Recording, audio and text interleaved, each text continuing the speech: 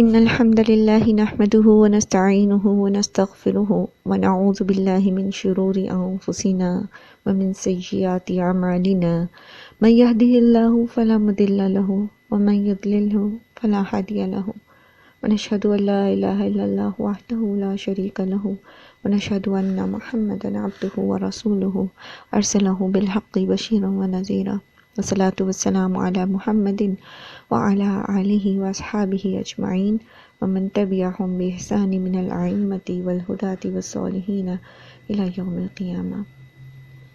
رب اشرح لي صدری ويسر لي أمری واحلل عقدة من لسانی يفقهوا قولی ربنا زدنا علما اللهم فقهنا في الدین آمین یا رب العالمین۔ السلام علیکم ورحمۃ اللہ وبرکاتہ۔ آیت نمبر 21 سے ہم نے کل سٹارٹ کیا تھا، یا ایھا الناس، اے لوگو، اعبدو، عبادت کرو، ربکم، اپنے رب کی۔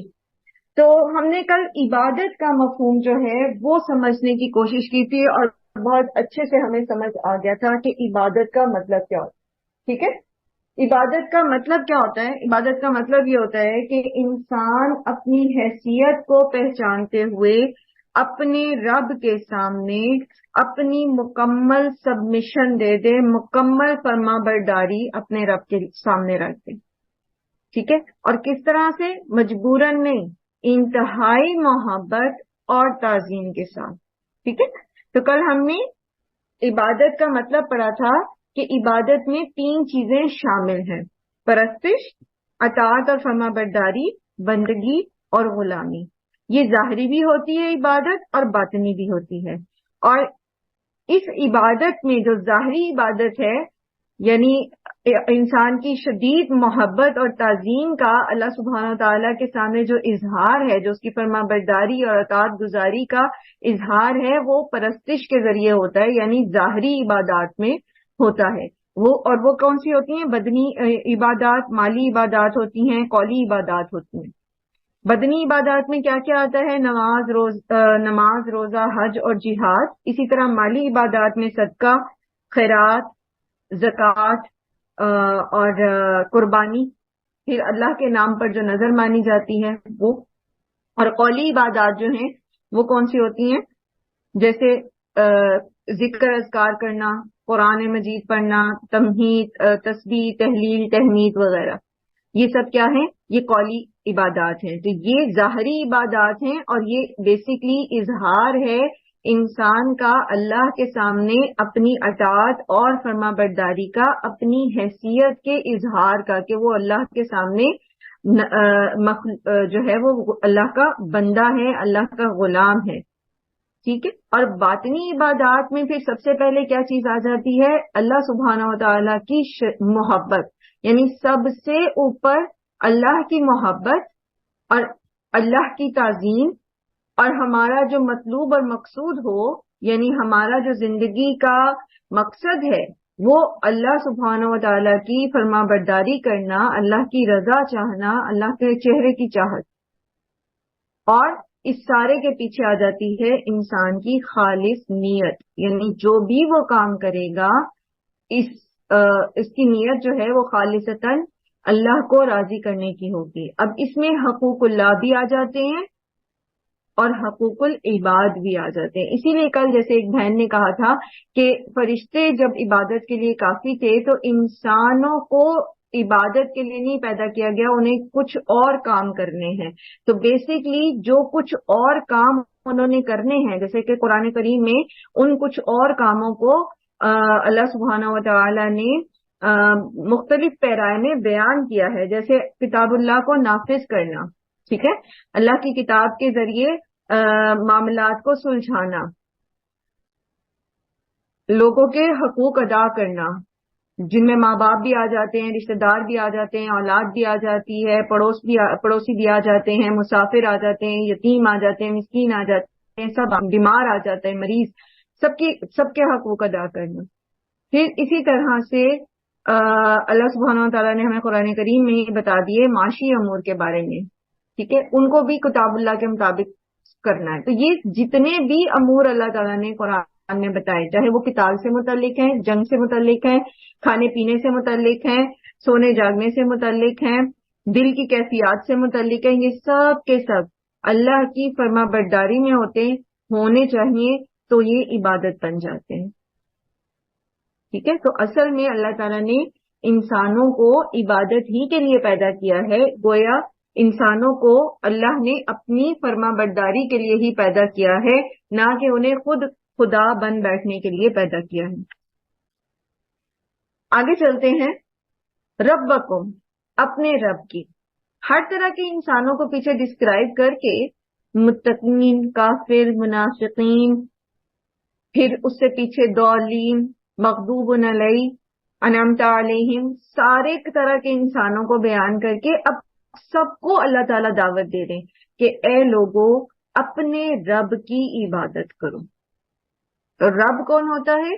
खालिक, मालिक, मुदब्बिर, जिसने बहुत मोहब्बत के साथ, हिफाजत के साथ इस कायनात की हर चीज को पैदा किया, पैदा करके उसको परवान चढ़ाया। ठीक है, तो रब्बुल आलमीन है ना अल्लाह सुब्हानहू व तआला, हर चीज को, पीछे हम इसको बहुत अच्छे से समझ के आए हैं। कौन है रब? अल्लज़ी खलक़कुम, वो जिसने तुम्हें पैदा किया, वल्लज़ीना मिन क़ब्लिकुम, और उनको जो तुमसे पहले थे। अल्लाह वो है जिसकी तुमने इबादत करनी है, तुम्हारा रब वो है जिसने तुम्हें भी पैदा किया और तुमसे पहलों को भी पैदा किया। अब अल्लाह सुब्हानहू व तआला जब किसी को जब कि वो खालिक हैं, तो इसका मतलब क्या है कि बाकी सब मखलूक है।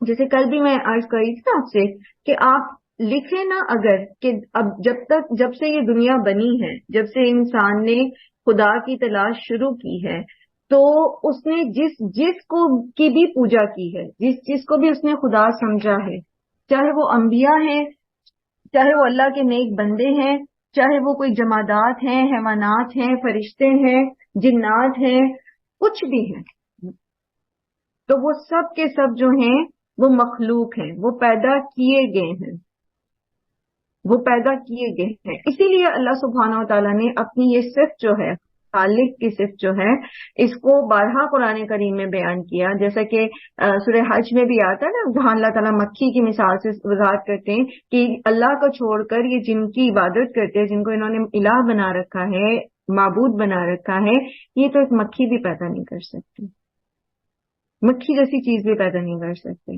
एक छोटी बज़ाहिर नजर आने वाली हकीर चीज भी पैदा नहीं कर सकते। ये और बात है कि जब हमने देखा कि मक्खी, हाउस फ्लाई जो है, ये है क्या चीज, सुभान अल्लाह, तो सिर्फ उसकी आंखों पे ही गौर फिक्र करते करते हम अपने रब की तख्लीक की, उसकी सनाई के जो है वो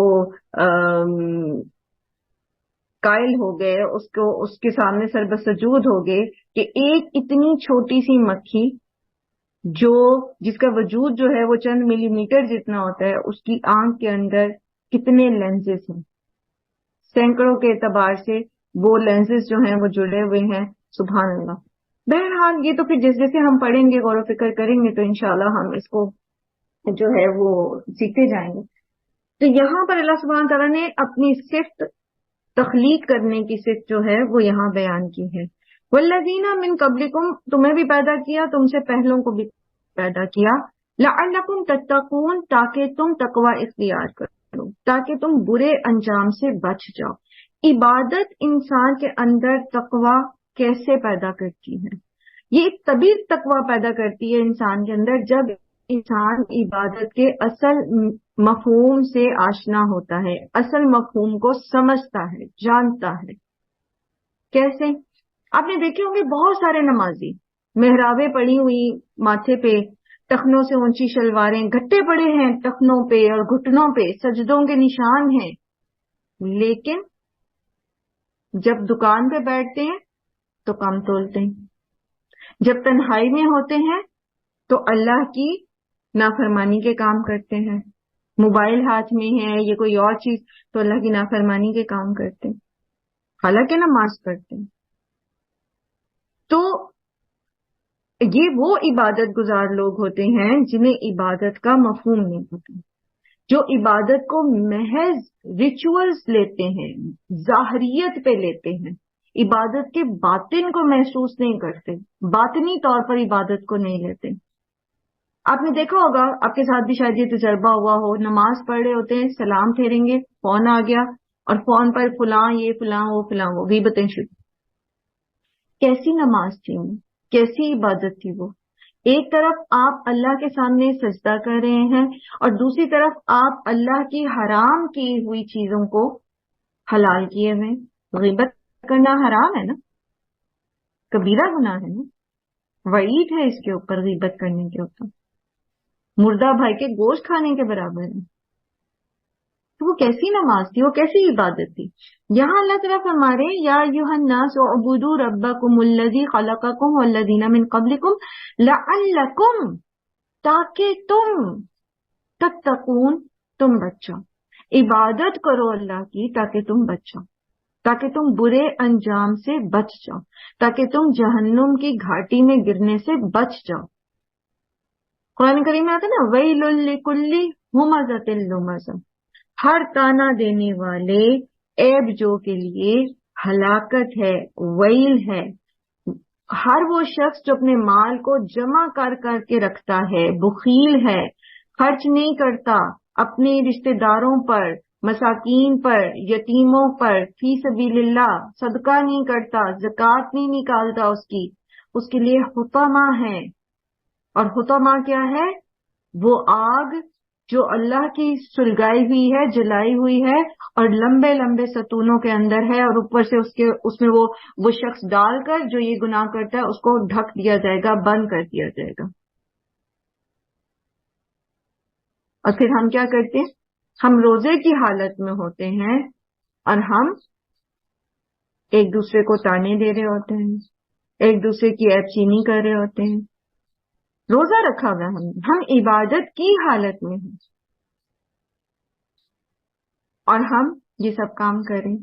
ہم حج بھی کراتے ہیں، ہم عمرہ بھی کراتے ہیں، لیکن سال کے سال زکوٰۃ نہیں دینا چاہتے. اس کے لیے ہم اصحاب السبت کی طرح کے ہیلے کرتے ہیں.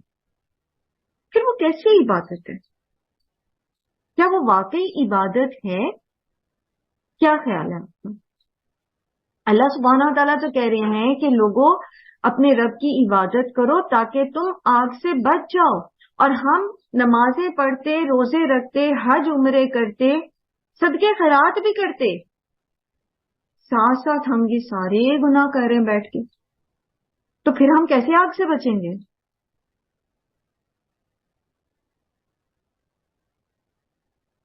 کیا خیال ہے؟ اس کی وجہ یہ ہے نا کہ ہمیں عبادت کا مفہوم نہیں آتا. جیسے انہوں نے کل کہا تھا نا ہماری ایک بہن نے کہ عبادت کے لیے تو فرشتے بھی بہت ہیں، تو فرشتے جو ہیں ان کی عبادت اور طرح کی ہے، اور انسان جو ہے اس کی عبادت میں ایک شک اور بھی آ جاتی ہے، اور وہ ہے کہ چوائس اس کے پاس موجود ہے کہ وہ اللہ کی عبادت کرے یا اللہ کی عبادت چھوڑ دے. تو وہ چوائس کے ساتھ اللہ کی عبادت کرتا ہے. لیکن عبادت کرنے کا مفہوم اس کو پتا ہونا چاہیے کہ عبادت کا مطلب کیا ہے. عبادت کا مطلب صرف شب بیداری نہیں ہے، صرف نمازیں روزے زکوٰۃ دینا نہیں ہے. یہ تو ایک حصہ ہے، یہ صرف ظاہری عبادات ہیں. تو پھر باطنی عبادات کون کرے گا؟ باقی کا حصہ کون ادا کرے گا؟ جب ہم عبادت کو اس کے کل کے ساتھ لیتے ہیں، یعنی سارے کے سارے معنی کے ساتھ لیتے ہیں، پھر ہم جہنم کی آگ سے بچ جاتے ہیں،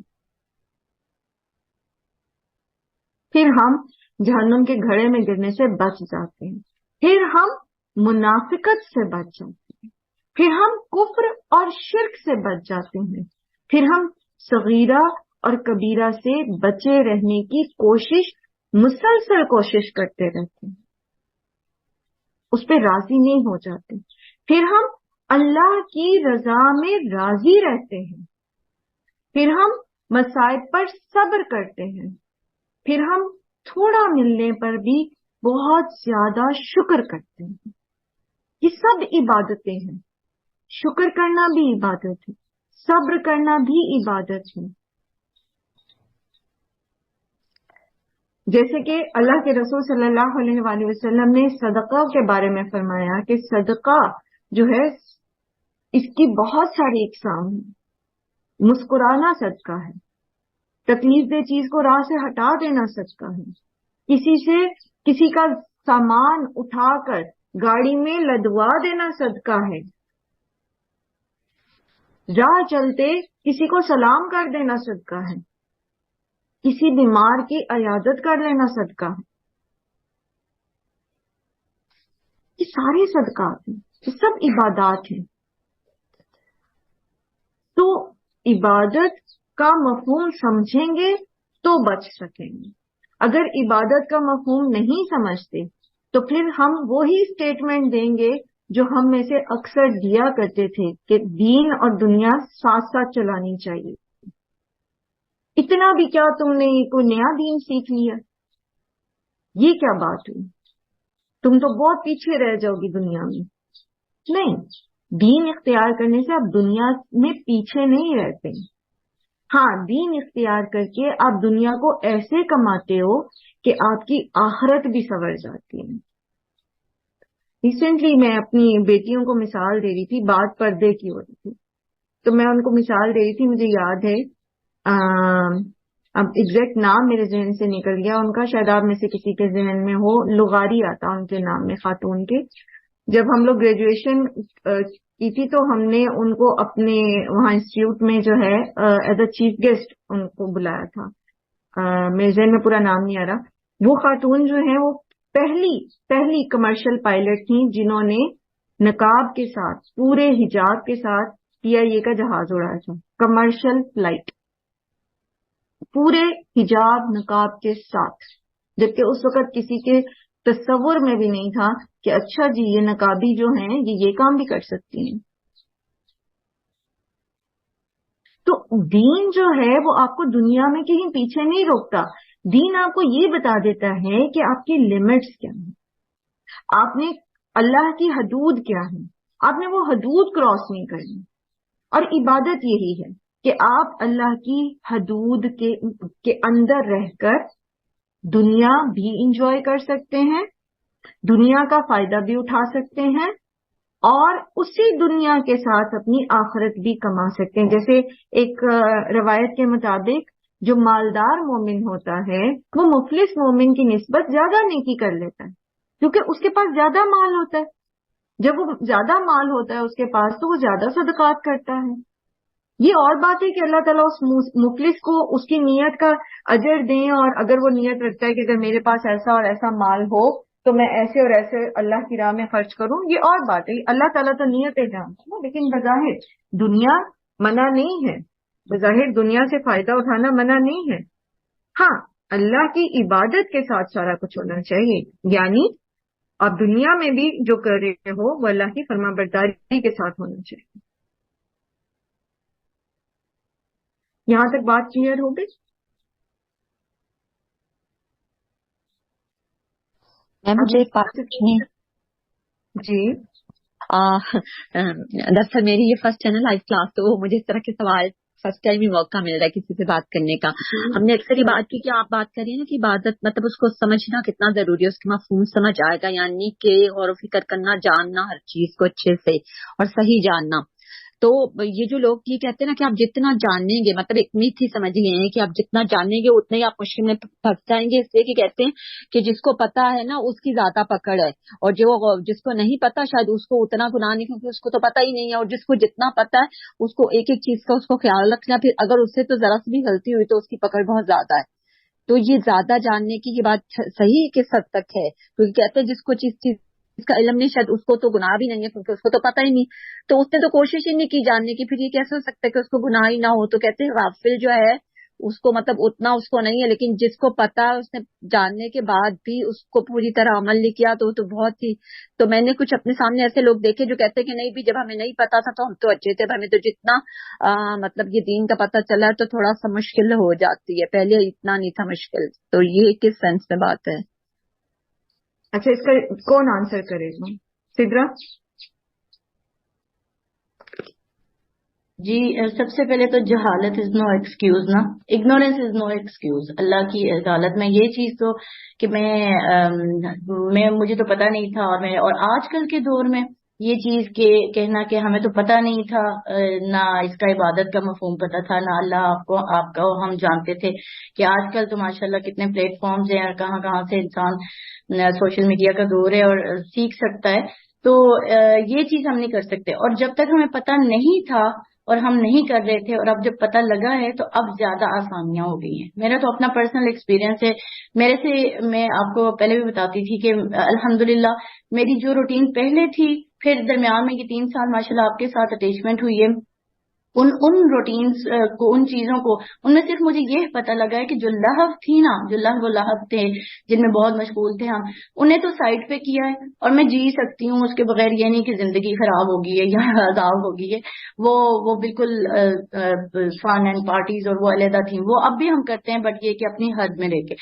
پھر میں آپ کو اپنی اگزامپل بتاتی تھی کہ میں الحمدللہ سوئمنگ کرتی تھی اور اس میں مجھے بیک اسٹروک، فری اسٹائل دونوں میں پوزیشنز ملتی تھیں اور وہ ابھی بھی ملتی ہیں. بٹ یہ ہے کہ ہمیں پتہ لگ گیا کہ عورت سے بھی 70 ہے، پردہ ہے. تو اب ہم نے وہ کاسٹیومز اور اس طرح نہیں، فل سلیوز میں، فل اس میں کرتے ہیں اور ابھی بھی پوزیشنز آتی ہیں. اچھا میں بتاتی تھی کہ میں نے جاگنگ اینڈ اس کا مجھے شوق تھا تو میں واک اینڈ جاگ میں 2nd پوزیشن لی تھی پچھلے 2-3 سال سے. اچھا جب میں نے پردے میں اور برقعے میں اس دفعہ رننگ کی ہے تو میں نے 1st پوزیشن لی ہے. تو ہمیں اسلام کسی چیز سے نہیں روکتا. جب ہمیں پتہ لگ جاتا ہے تو ہمیں اپنی لمٹس پتہ لگ جاتی ہیں اور ہمارا الحمدللہ بلکہ اور زیادہ اچھا فن ہو رہا ہوتا ہے اور زیادہ اتنی ایک وکٹری کی فیل آ رہی ہوتی ہے نا کہ ہاؤ ڈیئر ہی کہ وہ مجھے دیکھے. اور میں اتنا بن سنور کے پہلے جاتی تھی اور باہر وہ بھی انجوائے کرتے تھے دیکھ کے ہمیں ارد گرد کے. تو میں اسی طرح کی بیسٹ میک اپ اور یہ سب کچھ اپنے ہسبینڈ کے لیے کرتی ہوں اور ویسٹرن ڈریسز بھی، کیونکہ گھر میں جوائنٹ فیملی تو ہے نہیں ہے، وہ گھر میں بھی پہنتی ہوں الحمدللہ. بلکہ اور زیادہ انجوائے کر رہی ہوں کہ میں ہولی اینڈ سولی صرف اللہ کو پتا ہے، اللہ مطلب مجھے دیکھ رہے ہیں اور مجھے پتا ہے کہ یہ چیز میں اپنے محرم کے لیے کر رہی ہوں. اور الحمدللہ آپ کو پتا ہے کہ شروع میں تھوڑی بہت پرابلمز اس طرح آئی تھی فیملی کی طرف سے کہ 2 چیزیں زیادہ ہوتی ہیں نا. ایک ہسبینڈ کے جو ہوتے ہیں خاندان ہوتا ہے، ایک اپنا ہی خاندان ہوتا ہے، ٹھیک ہے. تو بہن بھائی تو اتنا نہیں ہوتا، لیکن یہ نندوئی اور بہنوئی، یہ 2 رشتے ایسے ہوتے ہیں کہ ظاہر ہے ہم لوگ شروع سے ہمیں نہیں نا اتنے پتا تھا تو زیادہ فرینک ہوتے تھے، شیک ہینڈ، ہاتھ ملانا، اور ٹھیک ہے بہت زیادہ نہیں اس طرح اس حد تک تھے الحمدللہ، بٹ ایٹیکیٹس میں ہی تھے. بٹ یہ ہے کہ ہم بہت گلنا ملنا اور یہ سارا تھا. آہستہ آہستہ جب سب کو پتا لگا کہ الحمدللہ ان میں چینج اس وجہ سے آ رہی ہے کہ کلاسز لے رہی ہیں. اب یہ ایگزامپل یہاں پہ اگنورینس والی آئے گی نا کہ پہلے یہ جاہل تھی، اور وہ تو یہ شاید نہ سمجھ رہا ہوں، میں تو سمجھتی ہوں کہ پہلے میں جاہل تھی اور اب مجھے جب پتا لگ گیا ہے الحمدللہ تو لمٹس پتہ لگ گئی ہیں. تو اب وہ لوگ اب مائنڈ نہیں کرتے. شروع میں مائنڈ کیا تھا اور وہ ڈے 1 پہ شاید میں نے میم سے شیئر بھی کیا تھا کہ مجھے بڑا مشکل لگا تھا کہ اسلام آباد میں تب میں تھی 3 سال پہلے کی بات ہے. تو میرے بہنوئی آئے، امی بھی سن رہی ہوں گی ابھی کلاس میں، تو انہوں نے سلام کیا اور جیسے ہماری روٹین تھی ہاتھ آگے کیا تو میں تھوڑا سا اسمائل دے کے ایک قدم پیچھے ہو گیا اور ہاتھ پکے پیچھے باندھ دیے کہ ذرا بھی میں نے سوچا ہوا تھا کہ آگے نہ آئے. تو وہ کیا انہوں نے مائنڈ، انہوں نے اس وقت تو خیر کچھ نہیں کہا، ہنس گئے. لیکن یہ ہے کہ میری بہن نے مجھ تک پہنچایا پیغام کہ یہ اٹس ناٹ فیئر، اور ہم جو آپ کے ہسبینڈ سے ہاتھ ملاتے ہیں تو آپ نے نہیں ملایا، تو یہ انہوں نے بڑا مائنڈ کیا اور اس طرح. اور یہ تو لیکن دیکھیں ٹائم کے ساتھ ساتھ اب الحمدللہ ان سب کو پتا ہے. اور ابھی جو لاسٹ ہمارا الحمدللہ ہم اکٹھے ہوئے تھے عید پہ ہم گئے تھے، تو ہم اسپاٹ پہ بھی گئے تھے، ہلی ایریاز پہ بھی. تو میں اپنے ابایا میں تھی. اپنے ابایا جو ہے وہ ایکچولی تقویٰ نہیں ہے، تقویٰ ایک فلسفی ہے، پوری ایک فلسفہ ہے کہ آپ نے غض بصر بھی رکھنی ہے، اپنی آواز میں لوچ نہ ہو، آپ کی چال میں جو ہے وہ ایک مطلب ایسا ہو کہ وہ نہ ہو نا جس کو کہتے ہیں نخرہ یا تھوڑا ایٹیٹیوڈ یا یہ چیزیں جو پہلے تھیں ہم میں. تو یہ ساری چیزیں جب سائڈ پہ کی ہیں یا مائنس کی ہیں تو نہیں کوئی اس چیز پہ اثر پڑا. ہاں تھوڑا سا آپ کو ڈیفیکلٹی ہوتی ہے کہ کہیں آپ کو یہ بہت ریزسٹنٹ وہ کرتے ہیں، اگلے بہت ریزسٹ کر جاتے ہیں یا انسسٹ کرتے ہیں کہ کیوں نہیں. بٹ آپ کی زندگی پہ اثر کچھ نہیں پڑتا کہ ہم مائنس ہو رہے ہیں اور یہ ہو رہا ہے. سوشل سرکل کی جہاں تک بات ہے، میری فرینڈز میرے ساتھ ہیں یہاں ماشاء اللہ، آسیہ ہیں، نعیمہ مسعود ہیں، اور बहुत हैं, आयशा हमजा हैं जो अब ओमान चली गई हैं, बट मेरे साथ ही अभी बैठी हुई होंगी, क्लास में होंगी।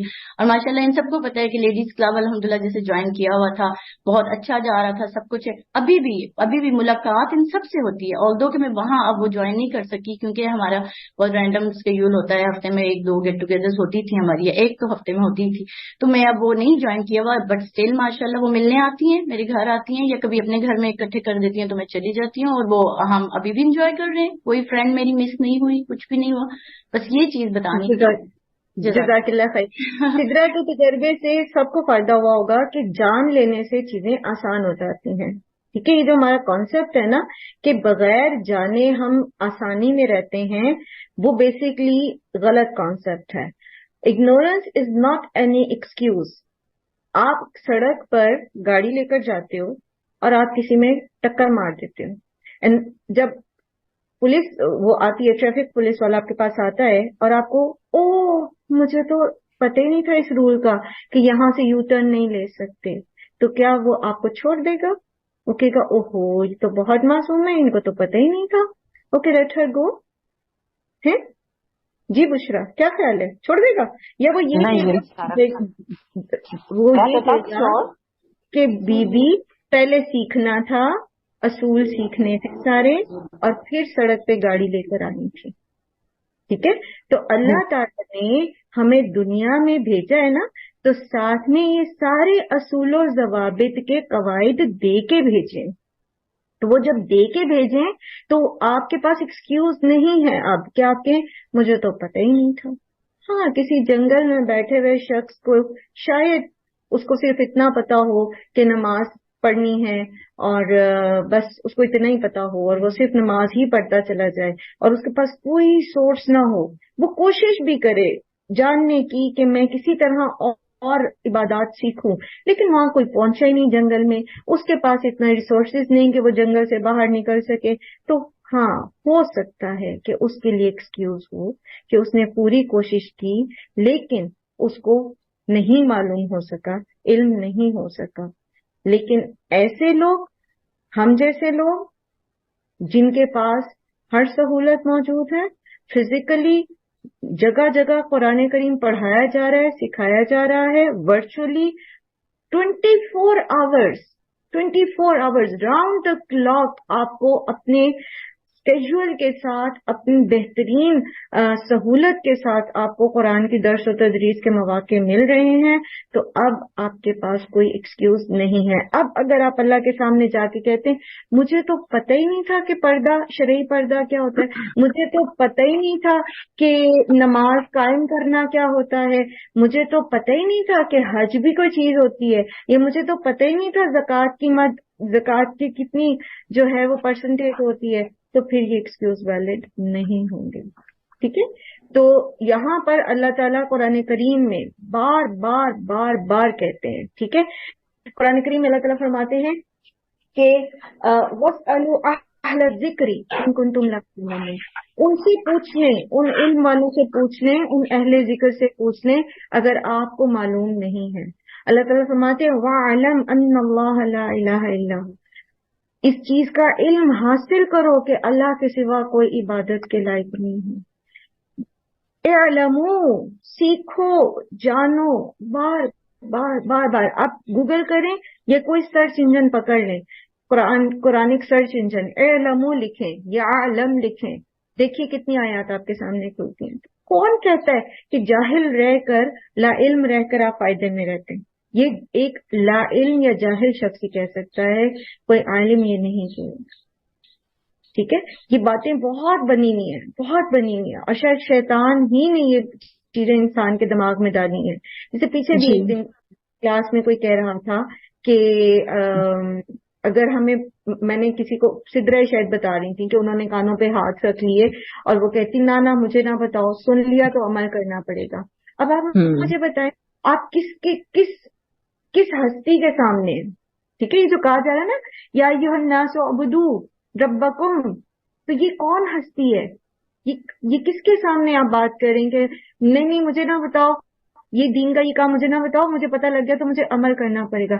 ये क्या कोई ऐसी हस्ती है जो कोई बहरी है या जो देख नहीं पाती? ये कैसी हस्ती है? یہ ایسی ہستی ہے، رب ہمارا ایسی ہستی ہے جو نہ صرف ہمارے ظاہر کو بلکہ ہمارے باطن کو بھی دیکھ لے. وہ علیم ذات صدور ہے. کیا وہ نہیں کہے گا کہ بی بی تمہاری نیت ہی نہیں تھی کام کرنے کی، تبھی تو تمہیں پتہ نہیں چلا. جب تم جا کے ایکسکیوز دو گے اللہ کے سامنے اور کہو گے کہ یا اللہ مجھے تو پتہ ہی نہیں تھا، that's why I didn't do that, تو پھر کیا ہوگا؟ اللہ تعالیٰ کہیں گے تمہاری نیت ہی نہیں تھی کرنے کی، تو تم نے پتہ ہی کیا کرنا تھا، ورنہ تو تمہیں پتہ لگ گیا تھا. تو علم حاصل کرنا اللہ کی طرف سے ہم پر لازم ہے. اللہ کے رسول صلی اللہ علیہ وآلہ وسلم نے فرمایا طلب العلم فریضۃ علی کل مسلم. ٹھیک ہے، ہر مسلمان پر علم حاصل کرنا فرض ہے. وہ یہی علم ہے، اللہ کی حدود کا علم، اللہ تعالیٰ نے جو لمٹس انسان کے لیے ڈیفائن کی ہیں اس کا علم، اللہ کی ذات، اس کی صفات کی معرفت کا علم، اللہ کی صفات کی معرفت کا علم. اس کی ذات کے بارے میں تو ہم نہیں جان سکتے، لیکن اس کی صفات، اللہ کی معرفت کا علم، اللہ کے دین کا علم، یہ فریضہ ہے. بات کلیئر ہے؟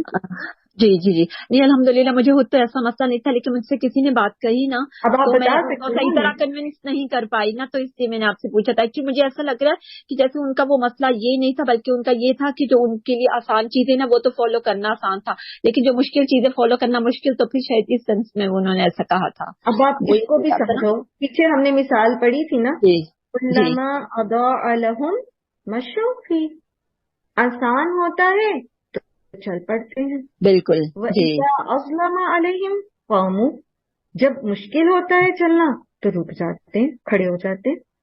جی. جب آسانیاں ہیں، جس عمل میں آسانی ہے وہ تو کر رہے ہیں، اور جو عمل اپنی نفس پہ گراں گزر رہا ہے، اپنی دنیاوی مشکل لگنے کا مطلب کیا ہے مجھے یہ بتائیں.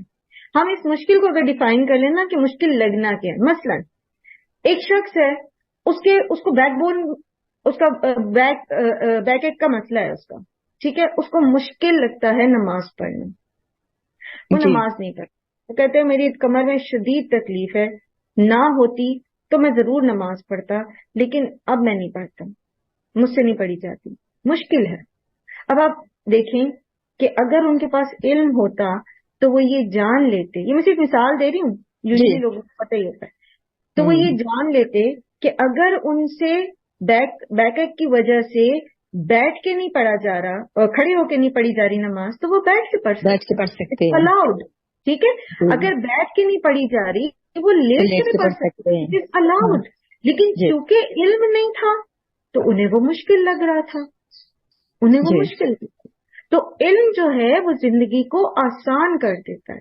دونوں طرح کی باتیں آپ کے سامنے موجود ہیں کہ علم آپ کو آسان راستے دکھاتا ہے. مثلا ایک اور مثال سے وضاحت، اب چونکہ آپ نے جا کے بتانا ہے، آپ سے لوگ بات کرتے ہیں، آپ ایک ایسے کلچر میں رہتے ہو جہاں پر لوگ آپ سے سوال کرتے ہیں، خاص طور پہ جب آپ کا پتہ چلتا ہے نا لوگوں کو کہ آپ قرآن پڑھ رہے ہو، تو پھر لوگ اپنے بہت سارے ایسے سوالات لے کے آپ کے پاس آتے ہیں. تو اسی لیے میں تھوڑا تفصیل سے آپ کو بتاتی ہوں کہ باقی سب کا بھی بھلا ہو جائے گا، ہم سب کا اس میں بھلا ہو جائے گا، اور آپ جن کو بتائیں گے انشاءاللہ تو وہ بھی آپ کے لیے اجر اس میں محفوظ ہو جائے گا. ایک اور مثال، ایک مرتبہ کچھ صحابہ جو تھے وہ کسی ڈیپوٹیشن پر گئے ہوئے تھے، تو وہ ایک صحابی جو تھے ان کے سر میں چوٹ آ گئی. جب چوٹ آ گئی تو اب وہ رات کو جنبی ہو گئے، احتلام ہو گیا ان کو، اب غسل فرض ہو گیا. انہوں نے اپنے ساتھیوں سے کہا کہ میرے سر پر یہ چوٹ ہے اور مجھے جنابت کی حالت لاحق ہو گئی ہے، اب میں کیا کروں، کیا میں مطلب کس طرح سے پاک ہوں؟ انہوں نے کہا نہیں جی اب تو آپ کو غسل کرنا ہی پڑے. اب جب اس شخص نے غسل کیا تو اس کا سر کا زخم خراب ہو گیا اور وہ مر گیا. جب لوگ نبی صلی اللہ علیہ وسلم کے پاس اس معاملے کو لے کر آئے تو آپ صلی اللہ علیہ وسلم نے فرمایا، مفہوم ہے، الفاظ سیم نہیں ہے، کہ تم نے اپنے بھائی کو قتل کر دیا، تم نے کیوں نہ بتایا کہ وہ تیمم کرتا، اور اگر تمہیں نہیں پتا تھا تو تم نے کیوں نہ پوچھا اس سے جس کو معلوم تھا. جی کلیئر ہوا؟ اب آپ دیکھو کہ علم ہوتا تو وہ بندہ بچ جاتا نا، اس کے لیے آسانی ہو جاتی نا، وہ تیمم کر لیتا. تو چونکہ ان کو علم ہی نہیں تھا کہ اس حالت میں بھی تیمم کیا جا سکتا ہے، تو انہوں نے مطلب مس گائڈ کر دیا اس بندے کو، اور وہ بندہ جو ہے وہ ہلاک ہو گیا۔ ہر بات آپ کو جو بھی نہیں پتا وہ ہر بات آپ کو پوچھنی چاہیے، اور آج کل تو بہت آسان ہے پوچھنا اور لیکن جاننا۔ ایک بات کا خیال رکھیے کہ جب چیزیں آپ پوچھیں تو اوتھینٹک سورس سے جی پوچھیں، جی، اس سے پوچھیں جسے پتا ہو، اہل جیسے علم والے، جیسے قرآن میں ہے نا کہ اہل علم والوں سے پوچھیں۔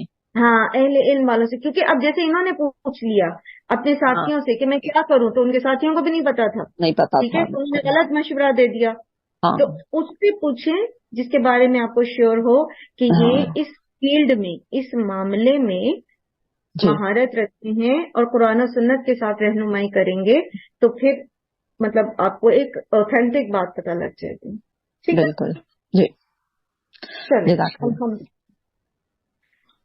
ہم بات یہ کر رہے تھے کہ عبادت کو سمجھنا بہت ضروری ہے، تقوی اختیار کرنے کے لیے، یعنی برے انجام سے بچنے کے لیے، جہنم سے بچنے کے لیے، اللہ کے غضب سے بچنے کے لیے عبادت کا مفہوم پتہ ہونا چاہیے، ٹھیک ہے، اس کی ڈیپتھ کا اندازہ ہونا چاہیے۔ یہ صرف ظاہری چیز نہیں ہے، یہ جتنا ظاہری عبادات ہیں اسی طرح یہ باطنی بھی ہے، اندر سے اپنے آپ کو مخلصین لہ الدین کرنا، اللہ کے لیے خالص کر لینا، اللہ کے ہر حکم کو اس طرح ماننا کہ اللہ تو میرا آقا ہے اور میں تیری بندی ہوں، میں تیری غلام ہوں، میری اپنی پسند، چوائس، میری فلسفی آف لائف میٹر نہیں کرتی، جو آپ نے بتایا مجھے، جو آپ نے اپنے نبی صلی اللہ علیہ وآلہ وسلم کے ذریعے، قرآن کے ذریعے ہمیں بتایا، سمجھایا، وہی اصل ہے، جو آپ کی رضا ہے وہی اصل ہے، میری رضا، میری چاہت کوئی معنی نہیں رکھتی۔ تو پھر انسان اپنے آپ کو برائیوں سے بچا سکتا ہے، دنیا میں اور آخرت کے برے انجام سے بچ سکتا ہے۔ پھر کون ہے یہ رب؟ اللہ تعالیٰ مزید تعارف کرا رہے ہیں، الذی، وہ جس نے، جعل، اس نے بنایا، لکم الارض، زمین کو تمہارے لیے، فراشن، فرش۔ جعل جو ہے یہ اس کے 5 طرح کے معنی ہوتے ہیں، لیکن یہاں پر جو معنی آ رہا ہے وہ یہ ہے کہ کسی چیز سے کی اصل سے کسی دوسری چیز کو بنا دینا، یعنی ایک چیز سے دوسری چیز کو بنا دینا، جیسا کہ ایک حالت سے دوسری حالت میں، ایک چیز کی ایک حالت ہے اور اس کو دوسری حالت میں بدل دینا۔ زمین جو ہے یہ اصل میں جو زمین ہے نا، یہ اس کی حالت یہ ہے کہ اس کے اندر کھولتا ہوا لاوا ہے۔ ایک منٹ میں دیکھ رہی ہوں، اگر میرے پاس اس وقت تو ویڈیو پڑی ہو تو میں آپ لوگوں کو دکھاتی ہوں۔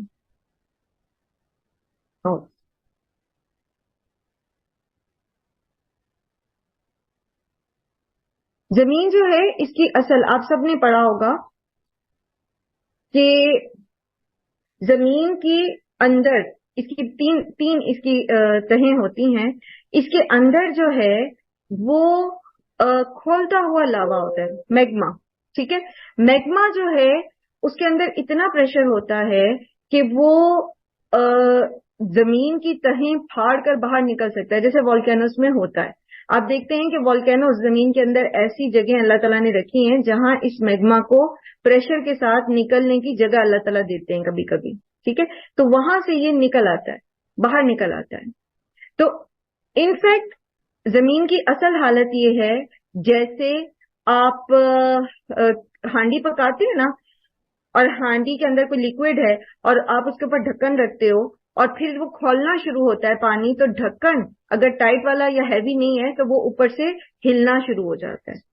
تو زمین کی اصل یہ ہے کہ اس کی سرفیس جو ہے نا یہ مسلسل ہلتی رہے گی، لیکن اللہ سبحانہ و تعالی نے اس کو ہمارے لیے مسخر کر دیا، ذلول کر دیا، جیسے سورہ ملک میں آپ پڑھتے ہیں نا، وَالَّذِي جَعَلَ لَكُمُ الْأَرْضَ ذَلُولًا فَامْشُوا فِي مَنَاكِبِهَا، تو اللہ تعالیٰ نے اس کو ہمارے لیے مطیع کر دیا. اس کے اوپر اللہ نے پہاڑ جما دے. قرآن کریم میں اللہ سبحانہ وتعالیٰ فرماتے ہیں ہم نے پہاڑوں کو میخوں کی طرح اس کے اندر گاڑ دیا کہ کہیں یہ تمہیں لے کر ڈھلک نہ جائے.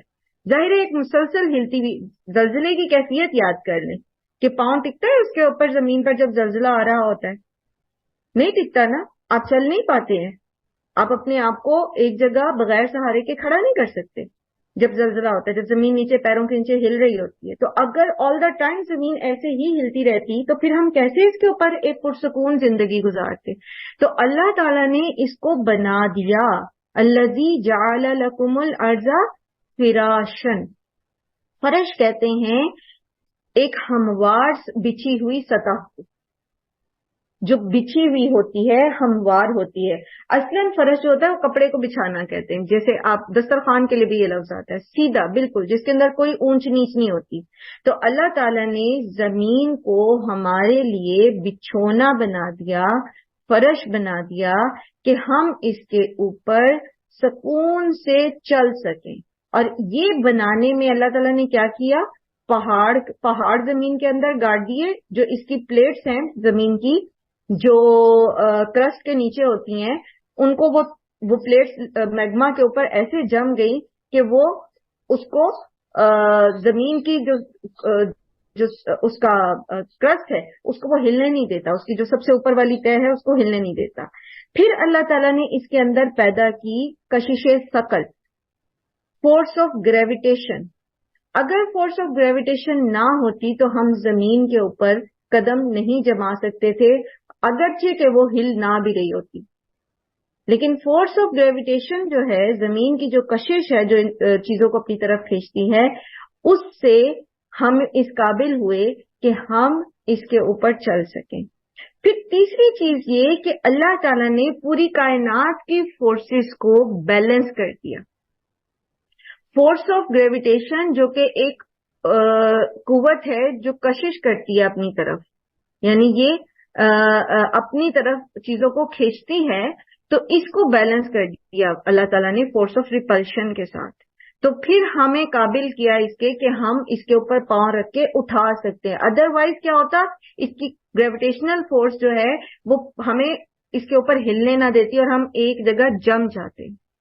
تو یہ جو کہا جا رہا ہے نا, الذی جعل لکم الارض فراشا, تو یہ ایسے نہیں کہ بندہ پڑھے اچھا اللہ نے زمین کو فرش بنا دیا, ٹھیک ہے جی زمین جو ہے وہ ہمارے سامنے بچھی ہوئی ہے اینڈ دیٹس اٹ. اس نعمت کو, اس کے لیے شکر گزاری پیدا ہوگی آپ کے اندر جب آپ سمجھیں گے کہ یہ فراش ہے کیا, یہ ارض تھی کیا, یہ کیا چیز ہے, یہ کون سا بم ہے جس کے اوپر ہم اتنے سکون سے چل رہے ہیں.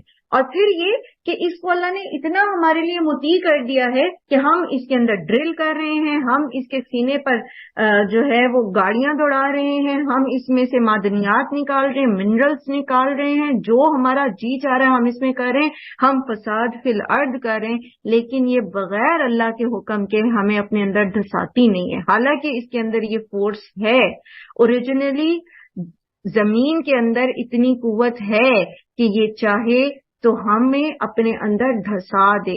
اَأَمِنْتُم مَّن فِي السَّمَاءِ أَن يَخْسِفَ بِكُمُ الْأَرْضَ فَإِذَا هِيَ تَمُورُ. کیا تم امن میں آگے ہو اس ہستی سے جو آسمانوں میں ہے کہ وہ تمہیں زمین میں دھسا دے جبکہ وہ ہل رہی ہو. لیکن یہ اللہ سبحانہ و تعالیٰ کا الحلیم ہونا ہے, اس کا الرحیم ہونا ہے کہ اس نے اس بم کو جو ہے وہ تحمل میں رکھا ہوا ہے جب تک کہ اس کا حکم ہوگا, اور ہم اس کے اوپر مزے سے چل پھر رہے ہیں. یہ جو اللہ تعالیٰ نے اپنی تعارف کرا رہے ہیں نا آپ سے کہ الذی جعل لکم الارض فراشا, اور تم اللہ کی عبادت کرو کیونکہ اس نے تمہیں پیدا کیا, اور وہ وہی ہے جس نے تمہیں اس زمین کو تمہارے لیے فرش بنا دیا, ایسی جگہ بنا دی جس کے اوپر تم سکونت اختیار کرتے ہو, سکون سے رہتے ہو, سکون سے چلتے پھرتے ہو, سکون سے نباتات اگاتے ہو, کھانا پینا پہننا اوڑھنا سونا جاگنا, تمہیں کوئی خوف نہیں کہ یہ زمین پھٹے گی اور تم اس کے اندر دھس جاؤ گے. وَالسَّمَاءَ بِنَاءً, اور اس نے آسمان کو بنا دیا ایک چھت. قرآن کریم میں ایک اور جگہ آتا ہے نا کہ اللہ تعالیٰ نے آسمان کو کیا بنا دیا ہے؟ سقفاً محفوظا، وہاں سقف کا ذکر آتا ہے، وَجَعَلْنَا السَّمَاءَ سَقْفًا مَحْفُوظًا، سورہ انبیاء آیت نمبر 33 میں۔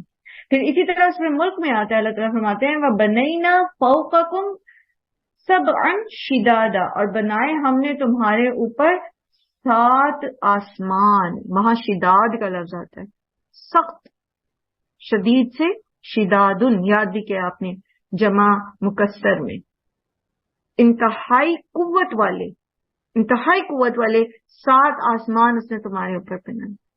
اور جب ہم آسمانوں کی سیر کرتے ہیں نا تھوڑی سی، ابھی آپ نے کہا نا کہ علم حاصل کرنا کیوں ضروری ہے، تو علم حاصل کرنا اسی لیے ضروری ہے کہ ہم اپنے رب کو پہچانتے ہیں۔ سائنسز کیوں پڑھیں ہم 2 ایکسٹریمز پہ چلے جاتے ہیں نا۔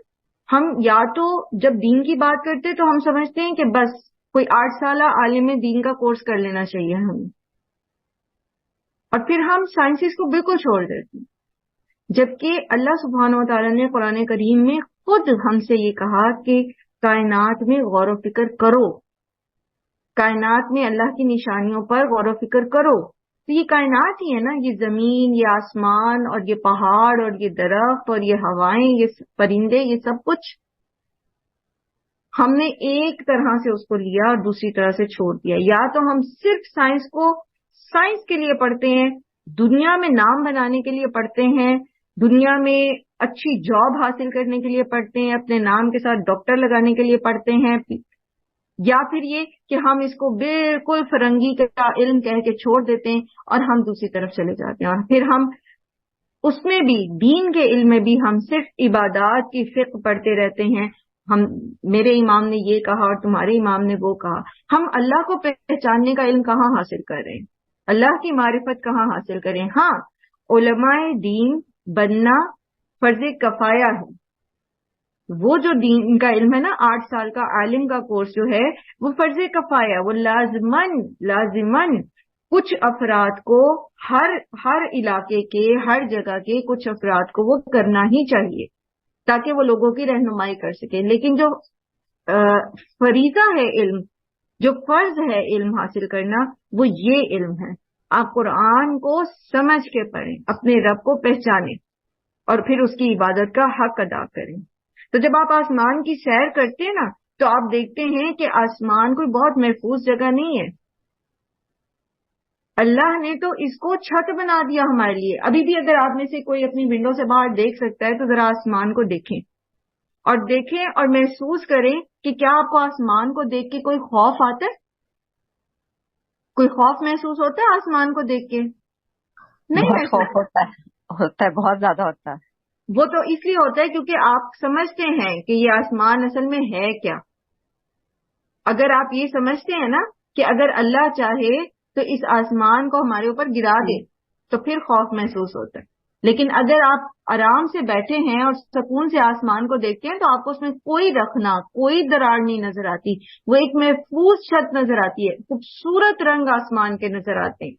اور اگر اللہ تعالیٰ یہ آسمان دنیا کو ایسا مزین اور ایسا خوبصورت نہ بناتا اور ہمیں کائنات ویسی ہی نظر آ رہی ہوتی جیسا کہ یونیورس ہے، اینڈ یونیورس از ڈارک، کالی، اندھیری اینڈ کولڈ، اور ٹھنڈی ہے، یونیورس تاریک ہے، اور اس کے اندر کتنے بڑے بڑے اجرام فلکی ہیں۔ کبھی موقع ملے گا تو اس میں جو پہلے ہمارے ساتھ پڑھتے رہے ہیں، ہم نے بارہا ان ویڈیوز کو اور ان چیزوں کو دیکھا ہے۔ انشاءاللہ آگے بھی جب اللہ سبحانہ تعالیٰ کے اسماء پہ تھوڑا سا غور و فکر کریں گے تو آپ کے ساتھ بھی شیئر کریں گے یہ ساری انفارمیشن کہ کتنے بڑے بڑے اجرام فلکی ہیں اور کس طرح ہر چیز موومنٹ میں ہے، اور کس طرح سے جو ہے وہ ایسٹرائڈز اور میٹرائڈز جو ہیں وہ تیزی سے گزر رہے ہیں ہمارے آگے پیچھے سے، لیکن ہمیں وہ اس طرح دکھائی نہیں دیتے کہ ورنہ کیا ہو ہم ایک سیکنڈ کے لیے تحمل سے بیٹھ نہ سکے اور ہمیں یہ احساس ہو ابھی کوئی سیارہ کہیں ہماری زمین سے ٹکرا نہ جائے،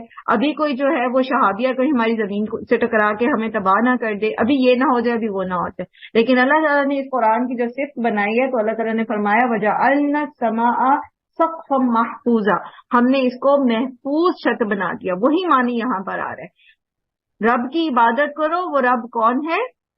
جس نے تمہیں پیدا کیا, جس نے تمہارے لیے اس زمین کو جو ایک ٹینڈنسی رکھتی ہے ہٹ جانے کی, جس کے اندر کھولتا ہوا لاوا ہے, جو اپنے آپ کو ساکن رکھنے پر قادر نہیں تھی, تو اللہ نے اس کو تمہارے لیے فرش بنا دیا. میں ایسا فرش جس کے تم اوپر کوئی آرٹے نہیں, اور تم سکون سے اس کے اوپر چلتے ہو. پلیٹیو جو ہے, جو آپ کے زمین, جو ہموار زمین ہے, آپ آرام سے اس کے اوپر چلتے ہیں, اس میں کوئی مسئلہ نہیں ہے. اور پھر اسی طرح اللہ نے آسمان کو تمہارے لیے ایک محفوظ چھت بنا دیا. پھر وہ انزلہ, اور کون ہے اللہ, کون ہے رب تمہارا, کس کی عبادت کرو تم؟ وہ جس نے وہ انزلہ اور نازل کیا من السماء آسمان سے, ماء پانی, جس نے پانی نازل کیا.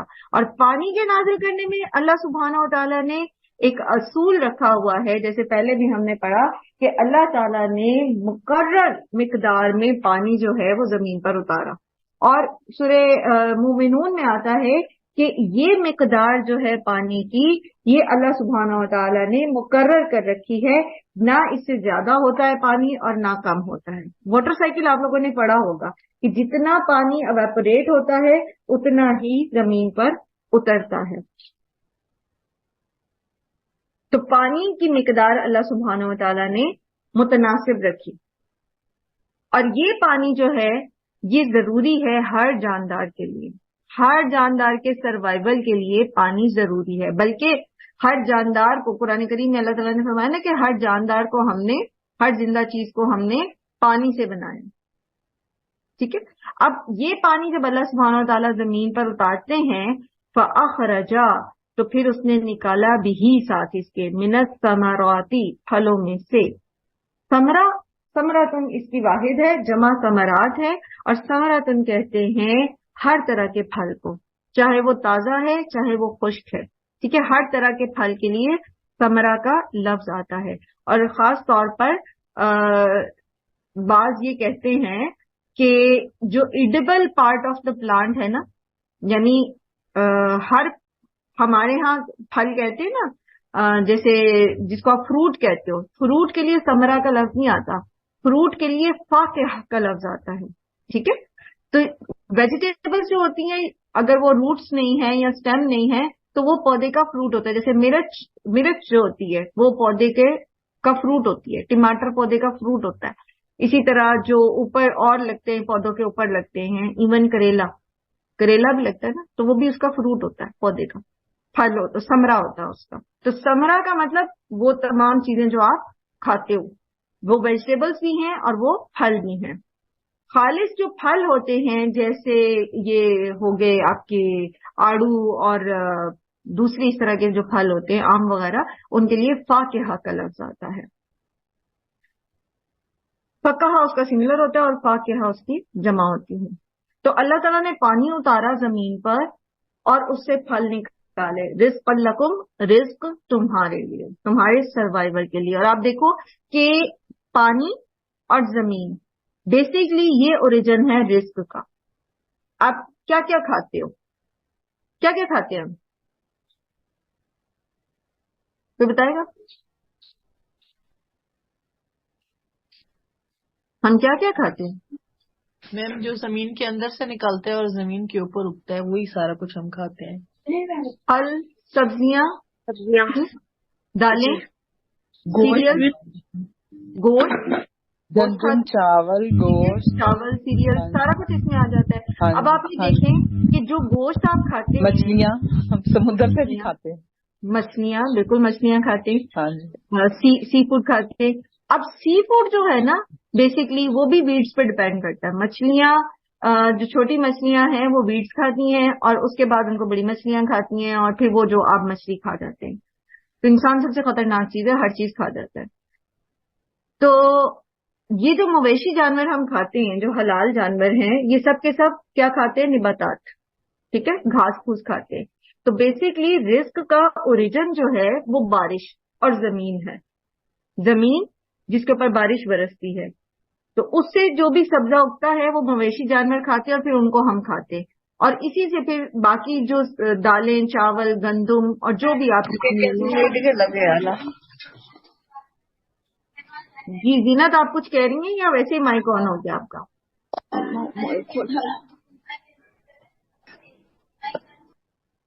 اسی طرح آپ دیکھیں ہم دودھ پیتے ہیں اور دودھ کہاں سے حاصل ہوتا ہے؟ مویشیوں سے.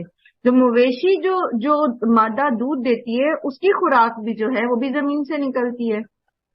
تو بیسکلی جو انسان کا رزق ہے وہ زمین سے ہی نکلا ہے. فلا تجعلوا تو نہ تم بناؤ للہ اللہ کے لیے اندادن شریک.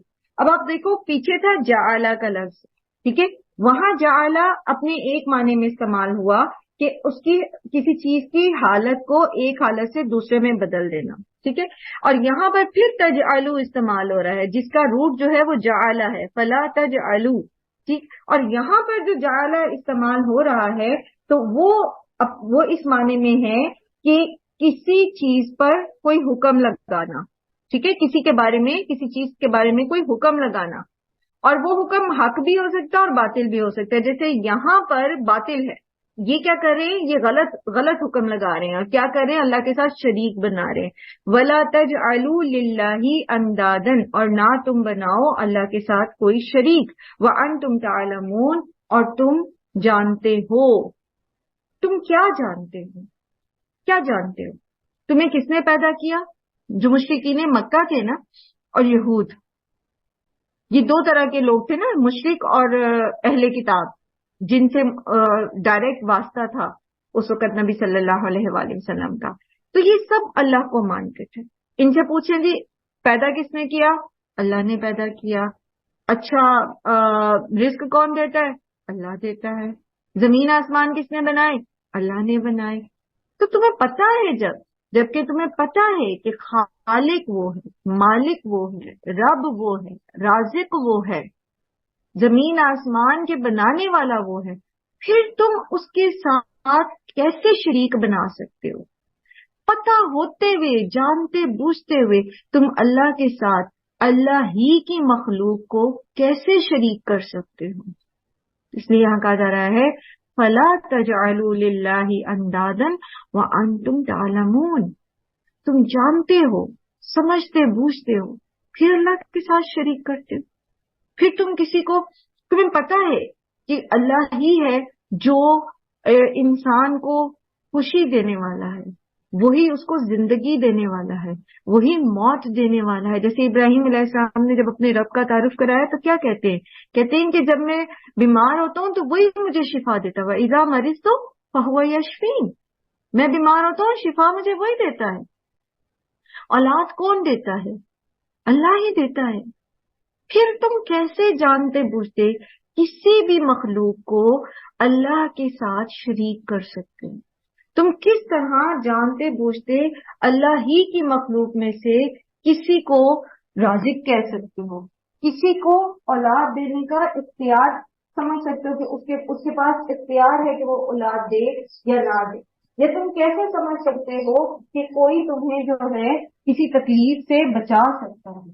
تم کیسے یہ سمجھ سکتے ہو کہ کوئی تمہیں جو ہے کسی مصیبت سے بچا سکتا ہے؟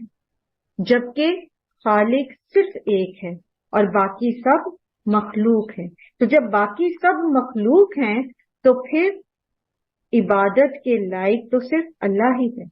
پھر اگر ہم کسی کو اس کے ساتھ اس کی صفات میں شریک کرتے ہیں تو اس کا مطلب کیا ہوا؟ پھر اس کا مطلب کیا ہوا کہ ہم اس چیز کو جانتے بوجھتے کہ اللہ کے سوا کوئی بھی اختیار نہیں رکھتا، ہم کسی کو اس کے اختیارات میں شامل کر رہے ہیں.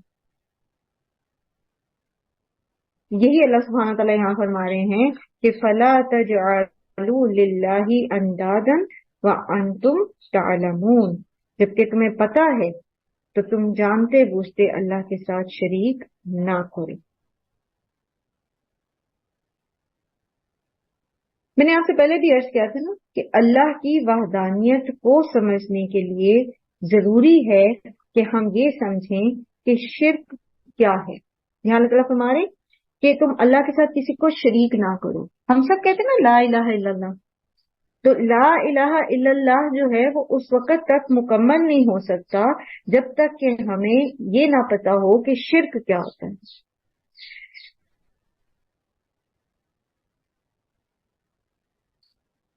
تو شرک جو ہے یہ مختلف قسم سے اقسام کا ہوتا ہے. تھوڑا سا میں آپ کے سامنے اس کو یہاں پر رکھتی ہوں، پھر انشاءاللہ العزیز جہاں کہیں اور ذکر آئے گا اس کا پھر ہم وہاں پر پڑھتے جائیں گے اس کو. جسے قرآن کریم میں اللہ سبحانہ تعالیٰ نے بارہا اس چیز کا حکم دیا کہ اللہ تشرکو بہ شیئا، اللہ کہ تم اس کے ساتھ کسی کو شریک نہ کرو. بنی اسرائیل سے جب اللہ تعالیٰ نے وعدہ لیا، اللہ تعالیٰ فرماتے نا وَإِذْ أَخَذْنَا مِيثَاقَ بَنِي إِسْرَائِيلَ لَا تَعْبُدُوا إِلَّا اللَّهَ لَا تَعْبُدُونَ إِلَّا اللَّهَ، کہ تم اللہ کے سوا کسی کی عبادت نہ کرنا، اللہ کے ساتھ تم کسی کو شریک نہ کرنا. تو یہ بنیادی حق ہے اللہ سبحانہ و تعالیٰ کا کہ اللہ کے ساتھ کسی کو شریک نہ کیا جائے. تو جب ہمیں پتا ہوگا کہ شرک ہوتا کیا ہے تبھی ہم اس سے بچ سکیں گے. سب سے پہلے یہ کہ ذات میں شرک کرنا، اللہ کی ذات میں شرک کرنا، یعنی اللہ کی الوہیت میں شرک کرنا، اس کے معبود ہونے میں، اس کے الہ ہونے میں کسی کو اس کے ساتھ شریک کرنا. جیسے عیسائیوں کا عقیدہ ہے، عیسائی جو ہیں وہ حضرت عیسیٰ کو الہ کہتے ہیں، اللہ کا بیٹا کہتے ہیں. اور بعض جگہ پر بعض عیسائیوں کے عقیدے میں عقیدہ تثلیث، جیسے خاص طور پر ٹرینٹی جو ہے ان کا جو عقیدہ ہے اس میں وہ حضرت عیسیٰ کو ہی خدا کہتے ہیں. ٹھیک ہے، وہ تین میں کا تین کہتے ہیں کہ یہ خدا بھی وہی ہے، بیٹا بھی وہی ہے، باپ بھی وہی ہے، اور یہ سارا اسی طرح سے وہ ملا کے انہوں نے ان کا جو عقیدہ ہے. اسی طرح مشرکین مکہ کا شرک تھا جو اللہ سبحانہ و تعالیٰ کے ساتھ فرشتوں کو شریک کرتے تھے، فرشتوں کو اللہ کی بیٹیاں کہتے تھے. پھر اسی طرح شاہی خاندانوں نے جیسے فرعون اور نمرود، انہوں نے اپنے آپ کو جو ہے وہ جن سے الہیہ میں سے کہلوایا. یہ باقاعدہ تو یہ نہیں کہتے تھے کہ ہم الہ ہیں. قرآن کریم میں آتے نا وَقَالَ أَنَا رَبُّكُمُ الْأَعْلَى. تو فرعون وہ صرف ایک رامسس 2 تھا جس نے یہ اعلان کیا تھا، لیکن سارے فرعین جو تھے وہ اپنے آپ کو اسی سٹیٹس پہ رکھتے تھے. سارے فرعون اپنے آپ کو جو ہے وہ الہ کا اوتار سمجھتے تھے، اور وہ کہتے تھے کہ ہمیں سجدہ کرنا، ہمارا حکم ماننا، گویا خدا کا حکم ماننا اور خدا کو سجدہ کرنا ہے. ٹھیک ہے، تو یہ ساری کون سی شرک ہے؟ اللہ کی ذات میں شرک. اسی طرح اللہ کی صفات میں شرک، اللہ کی صفات کے ساتھ دوسروں کو اس طرح متصف کرنا، اس طرح دوسروں کو سمجھنا گویا جیسا کہ اللہ کی صفات ہیں. مثلا یہ سمجھنا کہ اپنے مائک میوٹ رکھیے گا. اچھا، اللہ کی صفات میں دوسروں کو شریک کرنا ایسا ہے جیسے انسان یہ سمجھے کہ جس طرح اللہ سبحانہ و تعالیٰ کی صفات جو ہیں وہ کامل ہیں، ہر طرح کے عیب سے پاک ہیں، اور ان کے اندر ہمیشگی ہے. اگر ہم کسی کو اس طرح سے اللہ کی صفات کی طرح کسی کی صفات سمجھتے ہیں تو پھر وہ اللہ کی صفات میں شرک ہو جاتا ہے. مثلا اگر ہم یہ سمجھیں کہ جس طرح اللہ سبحانہ و تعالیٰ ہمیں سنتے ہیں، یعنی ہم کہیں بھی بیٹھے ہیں اللہ تعالیٰ ہمیں سنتے ہیں، چاہے مچھلی کے پیٹ سے پکارا جائے اللہ تعالیٰ سن لیتے ہیں. تو اس طرح کوئی اور سن سکتا ہے تو یہ کیا ہے؟ اس کو اللہ کی صفات میں شریک کرنا. پھر یہ کہ جس طرح اگر ہم یہ سمجھتے ہیں کہ جیسے اللہ سبحانہ و تعالیٰ دیکھتے ہیں، جس طرح کا دیکھنا اللہ کا ہے اس طرح کوئی دیکھ سکتا ہے، یا جس طرح اللہ سبحانہ و تعالی ہماری مدد کر سکتے ہیں مافوق الفطرت طریقے سے، اس طرح کوئی بغیر کسی سبب کے ہماری مدد کر سکتا ہے. تو یہ اللہ کی صفات میں شرک ہے. اسی کو صفات ہی میں چونکہ اللہ سبحانہ و تعالیٰ کے اختیار بھی آتے ہیں، اللہ سبحانہ و تعالیٰ کی قدرت آتی ہے، اس کا اختیار آتا ہے، تو اس کو فردر الیبوریٹ آپ کر سکتے ہیں کہ اختیارات میں شرک کرنا، اللہ کے اختیارات میں شرک کرنا، یعنی معبود ہونے کی حیثیت سے جو بھی اختیارات ہیں وہ صرف اللہ کے لیے خاص ہیں. اگر ہم کسی کو اس میں شامل کرتے ہیں، مثلا اللہ تعالیٰ چاہیں تو بغیر کسی سبب کے ہمیں کوئی بھی نفع یا نقصان پہنچا سکتے ہیں، کوئی بھی فائدہ پہنچا سکتے ہیں بغیر کسی سبب کے، بیٹھے بٹھائے. مثلا ایک شخص بہت بیمار ہے، بظاہر اس کے تمام سسٹمز فیل ہو چکے ہیں، اللہ تعالیٰ چاہیں تو اس کو تندرست کر دے بغیر کسی دوائی کے، بغیر کسی میڈیکل ٹریٹمنٹ کے. اینڈ یس، اللہ تعالیٰ کر سکتے ہیں.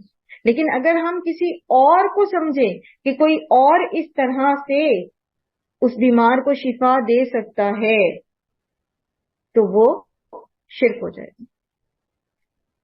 اسی طرح آپ دیکھیے کہ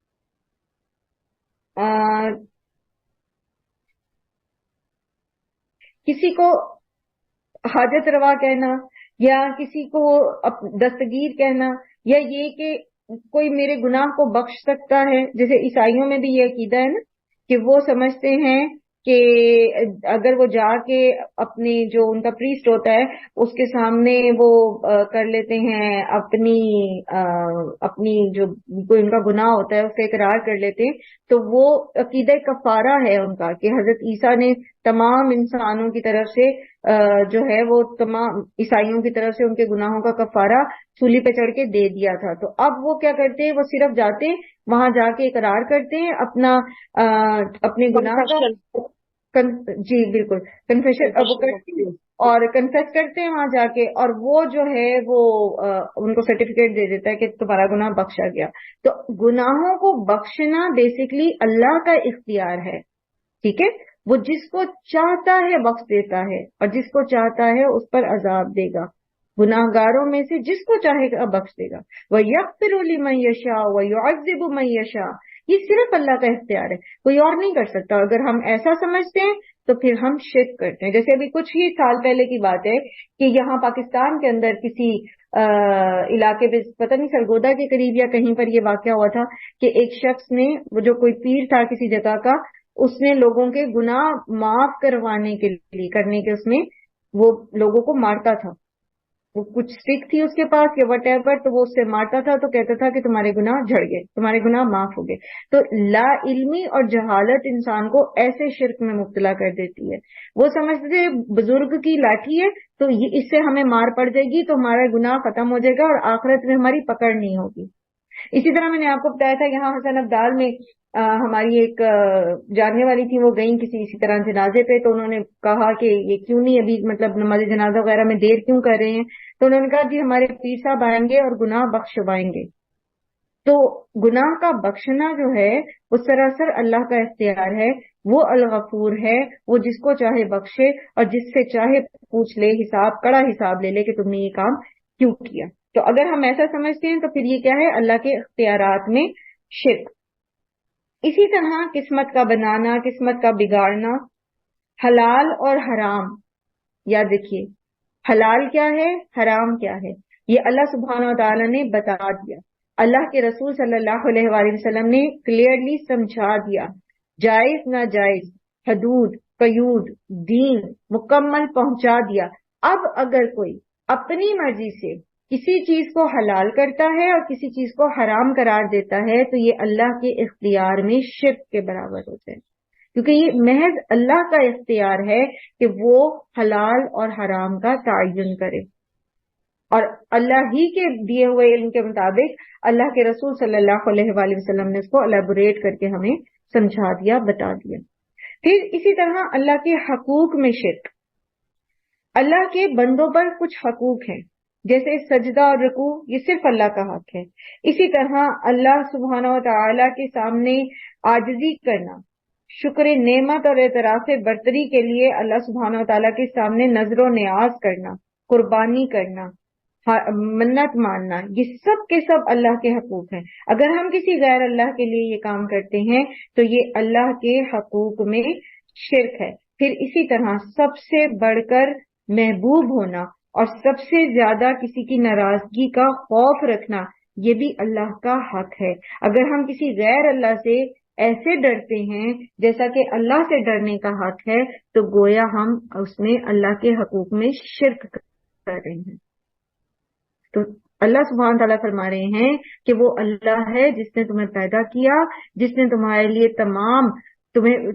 کائنات کو تمہارے لیے فیسیلیٹیٹ کیا کہ تم یہاں سروائیو کرو، تمہارے لیے رزق پیدا کیا، اور یہ سب کچھ جانتے بوجھتے تم اللہ کے ساتھ شریک نہ بناؤ، اس کی ذات میں، اس کے صفات میں، اس کے اختیارات میں، اس کے حقوق میں کسی مخلوق کو شریک نہ کرو. وَأَنْتُمْ تَعْلَمُونَ، اور تم اس چیز کی حقیقت کو اچھی طرح سمجھتے ہو.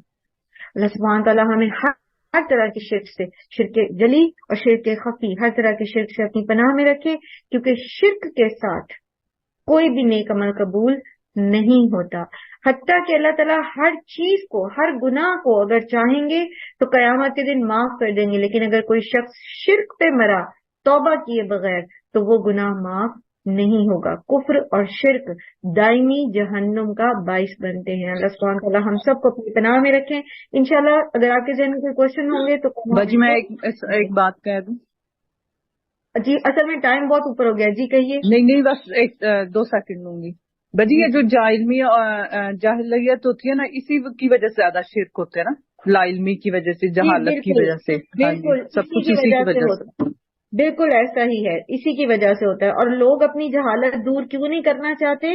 جب انہیں آپ بتاؤ بھی، سمجھاؤ بھی کہ یہ شرک ہے جو آپ کر رہے ہو، تو وہ اس لیے نہیں اس کو دور کرنا چاہتے کیونکہ وہ اس میں کمفرٹیبل ہوتے ہیں. ان کا جو کانسیپٹس بن چکے ہوتے ہیں نا، وہ اس میں سے باہر نکلنا نہیں چاہتے. تو پیچھے آپ نے کفر کی وجوہات میں پڑھا تھا نا کہ انسان سہل پسندی کی وجہ سے بھی کفر کا شکار ہو جاتا ہے.